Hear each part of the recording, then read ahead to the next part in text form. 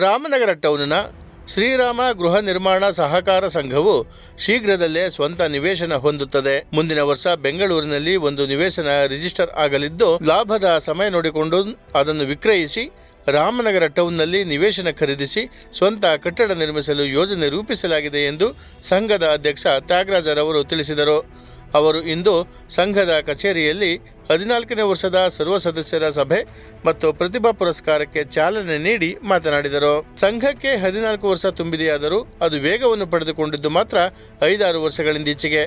ಮೊದಲು ನಿವೇಶನ ಹೊಂದಲು ಪ್ರಯತ್ನಿಸಿದೆವೆಯಾದರೂ ಸಂಘದಲ್ಲಿ ಠೇವಣಿ ಹಣ ಕಡಿಮೆ ಇದ್ದುದರಿಂದ, ಜೊತೆಗೆ ಸಾಲದ ವಹಿವಾಟು ಕಡಿಮೆ ಇದ್ದುದರಿಂದ, ಮಧ್ಯದಲ್ಲಿ ಕೊರೋನಾ ಇದ್ದುದರಿಂದ ಕುಂಠಿತ ಕಂಡು ಬಂದಿತ್ತು.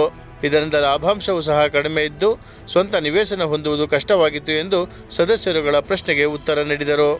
ಸಂಘದ ಸಿಇಒ ಚಂದ್ರಪ್ಪ ಮಾತನಾಡಿ, ಹಂತ ಹಂತವಾಗಿ ಪ್ರತಿ ವರ್ಷವೂ ಲಾಭಾಂಶದ ಕಡೆಗೆ ಸಂಘವು ದಾಪುಗಾಲಿಡುತ್ತಿದೆ.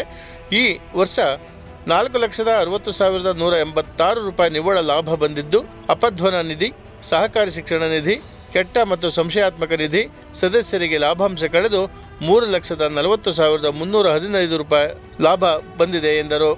ಮುಂದುವರೆದು ಈ ಲಾಭಾಂಶದ ಹಣವನ್ನು ಸಂಘಕ್ಕೆ ನಿವೇಶನ ಖರೀದಿಸಲು ಅನುಮತಿ ನೀಡಬೇಕೆಂದು ಸಂಘದ ಸದಸ್ಯರಲ್ಲಿ ಮನವಿ ಮಾಡಿದರು. ಎಲ್ಲ ಸದಸ್ಯರು ಚಪ್ಪಾಳೆ ತಟ್ಟುವ ಮೂಲಕ ಅನುಮೋದನೆ ನೀಡಿದರು. ಕೆ ಚಂದ್ರಯ್ಯ ಸೇರಿದಂತೆ ಕೆಲ ನಿರ್ದೇಶಕರು ಆಯವ್ಯಯವನ್ನು ಓದಿ ಸಭೆಗೆ ಮಂಡಿಸಿದರು. ಇದೇ ಸಂದರ್ಭದಲ್ಲಿ 10ನೇ ತರಗತಿ ಮತ್ತು ದ್ವಿತೀಯ PUCಯಲ್ಲಿ ಹೆಚ್ಚು ಅಂಕ ಪಡೆದ ಸಂಘದ ಸದಸ್ಯರ ಮಕ್ಕಳಿಗೆ ಪ್ರತಿಭಾ ಪುರಸ್ಕಾರವನ್ನು ನೀಡಿ ಗೌರವಿಸಲಾಯಿತು. ಈ ಸಭೆಯಲ್ಲಿ ಉಪಾಧ್ಯಕ್ಷ ನಾಗರಾಜು, ನಿರ್ದೇಶಕರುಗಳು, ಆಡಳಿತ ಸಿಬ್ಬಂದಿ ಮತ್ತು ಸದಸ್ಯರು ಪಾಲ್ಗೊಂಡಿದ್ದರು.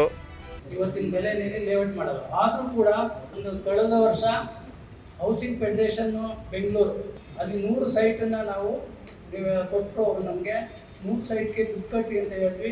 ಇದುವರೆಗೂ ನಮ್ಮ ಮೇಲೆ 12 ಜನ ಮಾತ್ರ ಕಟ್ಟಿದ್ದಾರೆ. ಬಿಡದಿ ಹತ್ರ ಕರೇನಹಳ್ಳಿ ಹತ್ರ ಲೇಔಟ್ ಮಾಡ್ತಾ ಇದ್ದೀವಿ. ಭಾರತ್ ಹೌಸಿಂಗ್ನವರು ನಮ್ಮ ಮೇಲೆ 1,058 ಸದಸ್ಯರಿದ್ದಾರೆ.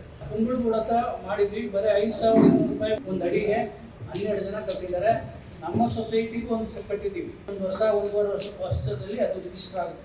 ಕರುನಾಡು ಟೈಮ್ಸ್ ಚಾನೆಲ್ನಲ್ಲಿ ಸುದ್ದಿ ಮತ್ತು ಜಾಹೀರಾತು ನೀಡಲು ಈ ನಂಬರ್ಗೆ ಕರೆ ಮಾಡಿ.